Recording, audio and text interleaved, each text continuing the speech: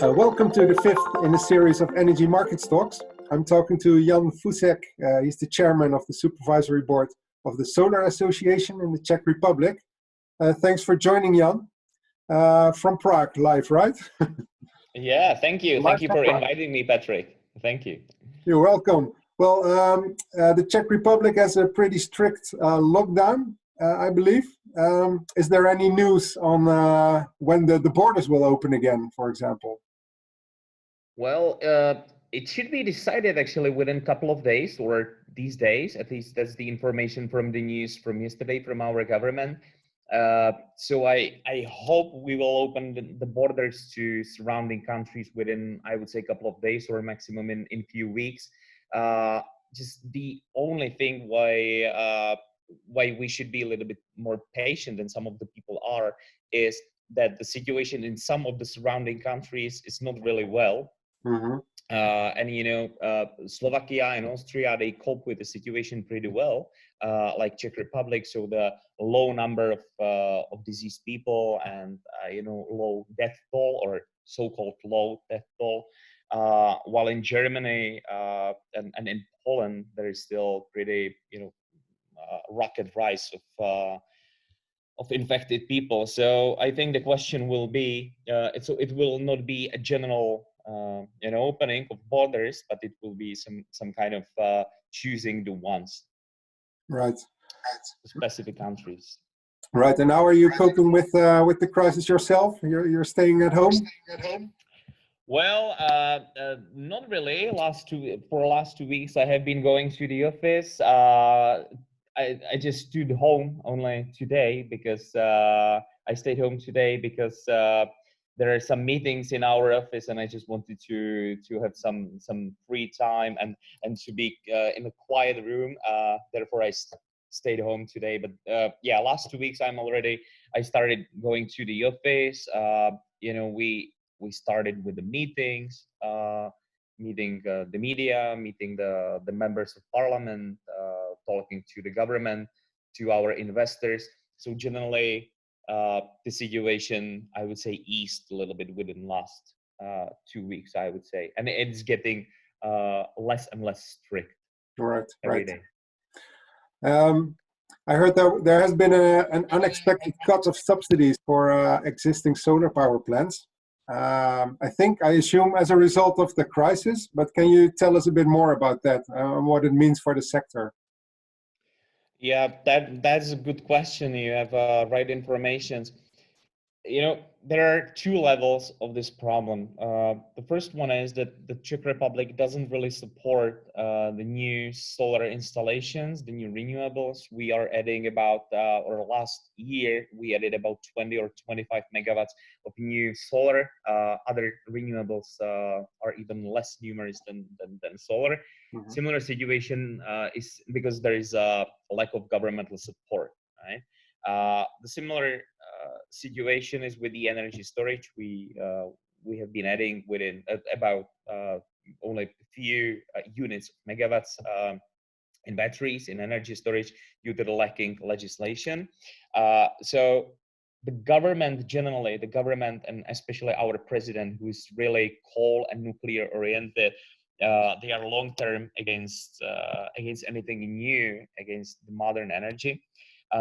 But what was really the worst, what happened, it was a few weeks ago, it was 27th of April, and this was a hit to the already existing solar power projects, because our government proposed a really unprecedented kind of existing subsidy schemes for existing solar power projects of all sizes, right? And that's the problem, because it's related to power plants. They were installed in the years 2009 and 2010.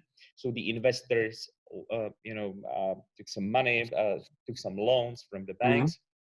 Mm-hmm. There are tens of thousands of them. They are not only investors into solar, but there are, expeditions, there are shopping centers, and many others. Right? They are hardly affected. And the government proposed the new campaign against they call it solar barons, the people they they were on the wave of massive subsidies of 2009 and 2010.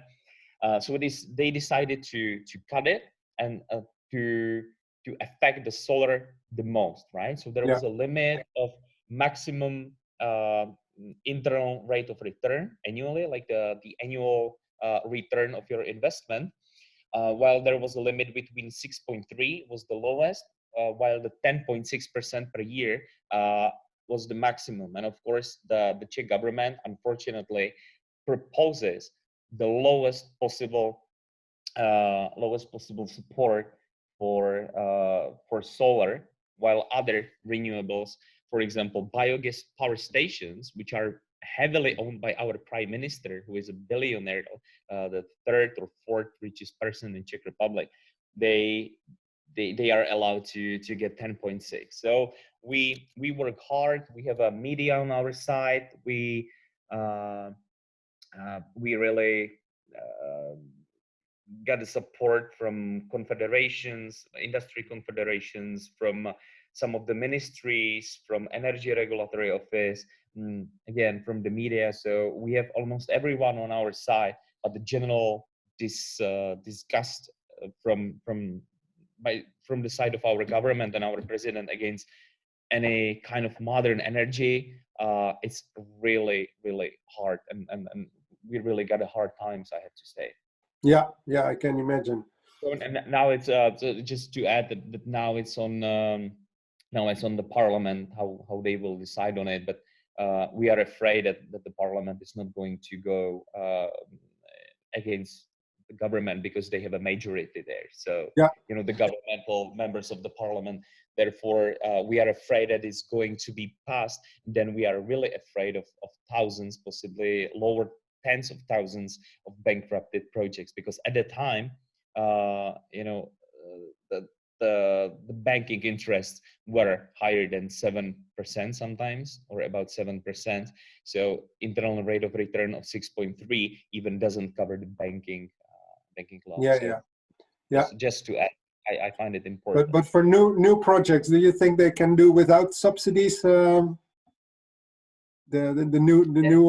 new projects that still have to be started up?